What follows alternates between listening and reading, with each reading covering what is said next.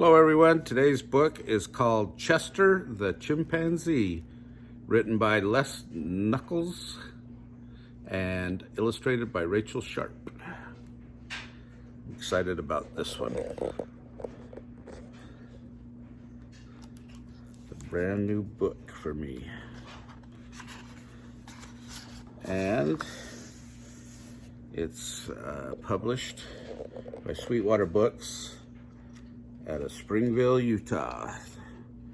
It's an imprint of Cedar Fort Incorporated. It's a book dedicated to a fine journalist, book author, and the best traveling companion in the world, his beautiful wife, Genevieve. Has a little precursor to it. It says, "My family and I lived in a cute little brick house.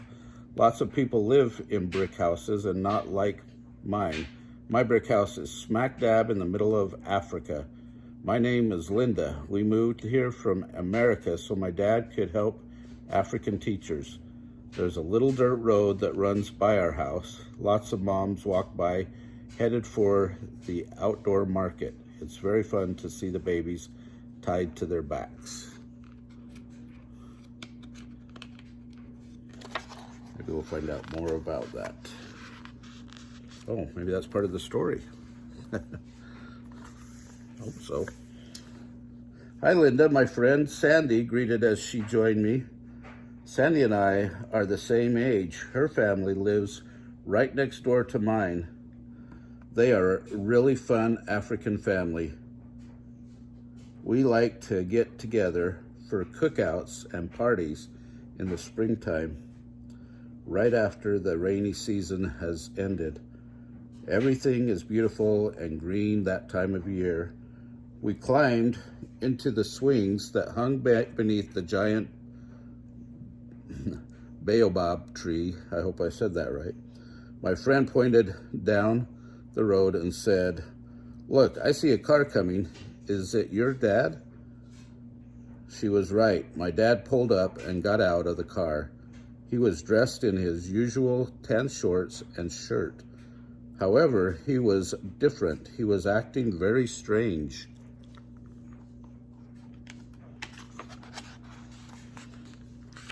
"Come here, girls. I want to show you something," he shouted. Excited, we ran toward him. There was something in his arms. He opened up the small blanket he held. "What do you think?" he asked. Sandy and I gasped. There was a small animal in his arms. It was about the size of one of my large dolls. It was wearing a diaper that covered part of its hairy body, and as if that wasn't enough, it was sucking on a baby bottle. All I could do was wow. What is it? It's a baby chimpanzee. He's about 8 weeks old. The kids found him wandering around school. He must be lost. "Can we keep him?" I asked my dad. "I think we can. You'll have to take very good care of him, though." I looked at Sunday and I said, "We will." Sunday was nodding and smiling from ear to ear.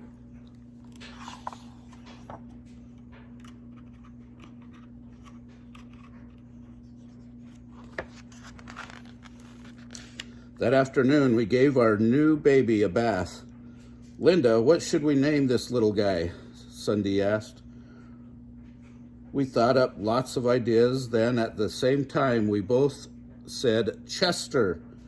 We loved the name. We both agreed he looked like a perfect Chester. In the coming weeks, our baby grew like a weed. He also seemed to be gaining weight after every meal. Soon he stopped crawling and ran everywhere. Our little chimp loved his new home. It wasn't long before Chester was eating with my family at the dinner table. He learned to use a spoon and to drink from a small plastic cup. His favorite meal was bananas. Chester was always careful. He tried not to make a mess. If he did spill, he would start to cry and I would clean it up. But he did like a good food fight now and then. When my mom and dad left the table, He sometimes acted silly. He would throw pieces of bread at me, and I threw them back. He would scream with laughter. He thought it was so much fun.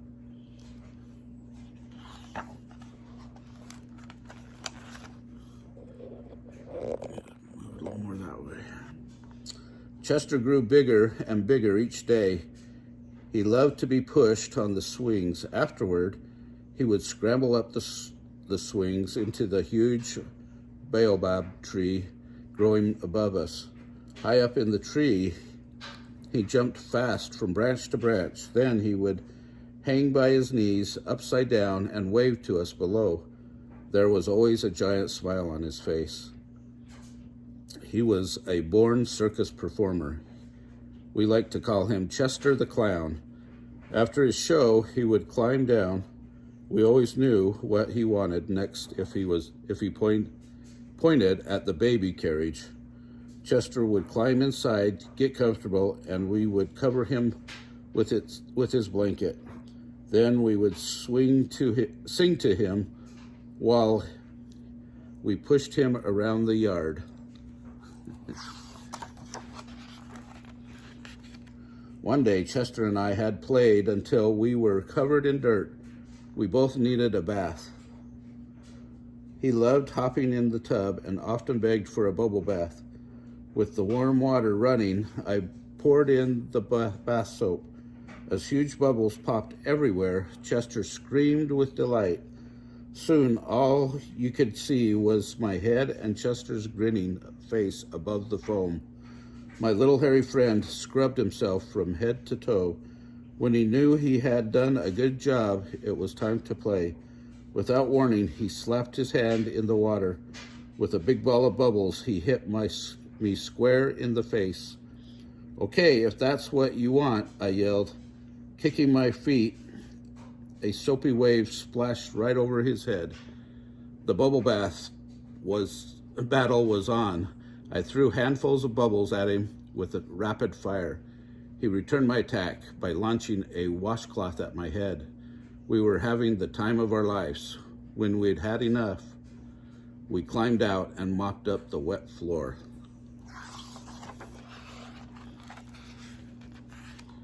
Chester thought of himself as a member of our family, and he was. He thought Sunday and I were his sisters, even though he treated us more like mothers. He loved us and we loved him. Chester was very smart and he learned to play all our games. His favorite game was dress up. There was a big box in my closet. It was full of all kinds of clothes and shoes. Sometimes Sunday and I dressed up in ladies' dresses and high-heeled shoes. Looking fancy, we paraded around the house. Once, after Sunday and I were dressed up, we found Chester going through the box. He was wearing a long dress, high-heeled shoes, and a big flowery hat. His round, hairy face looked funny under his bonnet. When he stood in front of the mirror, he smiled at the reflections. He thought he looked so beautiful. Sonny and I laughed and laughed. One summer morning, the three of us dressed up like African women. We wrapped ourselves in long pieces of pretty cloth. They called them wrappers. We put our oranges in small baskets and then balanced them on our heads. Walking carefully not to spill fruit, we made our way out to the little dirt road. The African mothers smiled happily when they saw how we were dressed. They gave us a penny for each of our oranges. When they bought one from Chester, he gave them a big hug.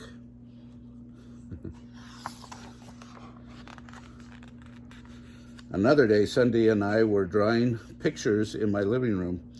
We heard the patter of little feet as Chester entered the room. From the look on his face, we could tell he was bored. He walked to the window and pointed out at the road, and we knew at once what he wanted to do. We ran in my room and put on the dresses. When we got outside, we grabbed the baby carriage and Chester squeezed inside. We covered him with a little blanket and pushed the carriage out onto the road. Several moms carrying babies were near us. "Can we look at the baby?" the ladies asked. "Of course," I said. We moved away as all the women gathered round and peeked into the carriage. At that exact moment, Chester ripped off the blanket. He sat up with a huge grin on his hairy face. Then he reached out toward them with his long arms. "Help!" the women screamed. They had hoped to see a little baby. Instead, they saw a hairy monster that was trying to grab them. They all ran away screaming. Sunday and I just covered our mouths and laughed. One time we had a tea party in my front yard. There were flowers on the table and everything was just perfect. My mom had made special chocolate cookies for us. "Isn't this a lovely day for a tea party? There's not a cloud in the sky," Sunday said. I agreed, and I took another bite of my delicious cookie. Just then, I thought I heard water running. It was like someone had turned on the garden hose. "Sunday, do you hear water?" Suddenly, Chester leaped out from around the house with the garden hose in his hands. The water was running fast and hard. We both screamed, "Chester, no!" Our hairy attacker roared with laughter. He aimed the stream of water at our tea table and drenched both of us to the skin. We were soaked and our cookies were ruined. Chester continued to cackle with joy. Then, dropping the hose, he ran off to the backyard. His sneak attack was a complete success.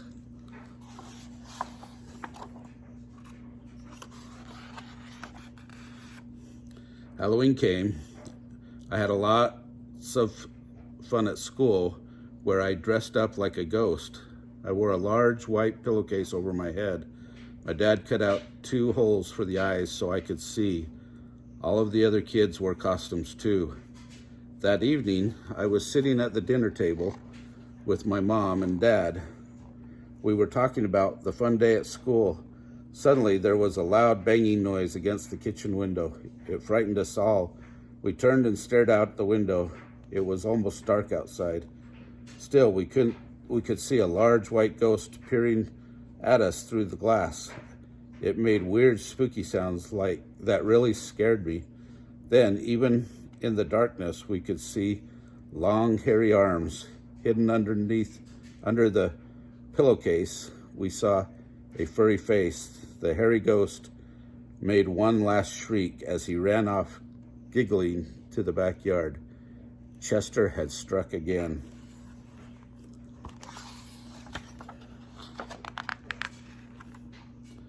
One day I came down sick with the flu. "No visitors for you," my mom told me. When Mom was busy elsewhere in the house, Chester would sneak into my bedroom. He would sit on the little stool next to my bed, look at me with a sad face. The second day, Mom said I had a fever. Then she left my room to do chores. I lay there with my eyes closed. I was so hot and miserable. Suddenly, something cold and wonderful touched my forehead. I didn't know what it was, but I wanted it to stay. Opening my eyes, I looked up to see Chester standing over my bed. In his hand, he held a cool washcloth that he had soaked in cold water. Holding it gently on my forehead, he made comforting little purring sounds to me. A few minutes later, we heard Mom's footsteps. Chester dashed out the door just in time. I smiled to myself. Chester was my best friend.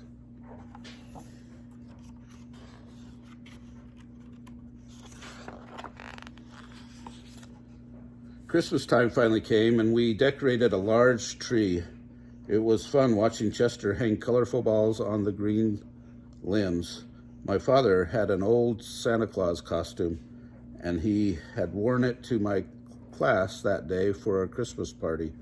The kids loved him. Later, he returned the costume to his bedroom closet. All day, Mom baked and baked.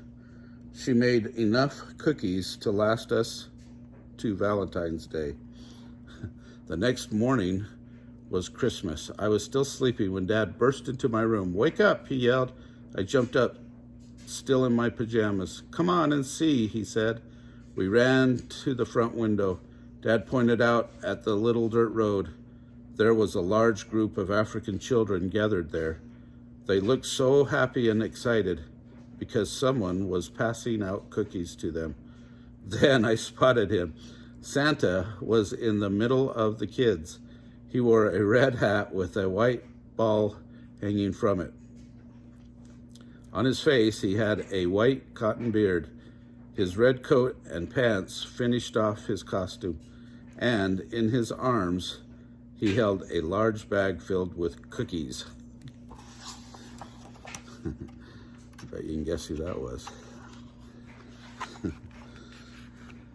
Santa was handing each of the children a wonderful treat, and that's when I saw them. Santa had hairy hands sticking out of his coat sleeves. Dad, Santa is Chester. He's giving those kids Mom's Christmas cookies. The Santa outfit was far too big for him, but somehow Chester made it work. How could he know how to do that? I asked my father. I have no idea, he replied, but doesn't he make a perfect Santa? Maybe he knew because he was raised in a loving family. I reached over and gave my dad a great big hug. Thanks for bringing Chester home that day, Dad. He's the best friend a girl could ever ask for. The end. Isn't that a great story? Whatever happened to Chester? After raising Chester for 2 years, we had to return to California. I was very sad when I gave my best friend to our neighbors next door. However, Chester knew Sunday and her family well, and he loved them. I knew he would be well cared for. Chester is now a full-grown male chimpanzee. He is healthy and as full of fun and mischief as ever. A happy and healthy chimp can live to be 50 years old or older. There is no doubt Chester will do just that. I still miss him, but I know that he is safe. I will always remember the many adventures I shared with Chester. So it must be a true story. Okay, remember to like our video and to subscribe to our channel. Thanks, guys.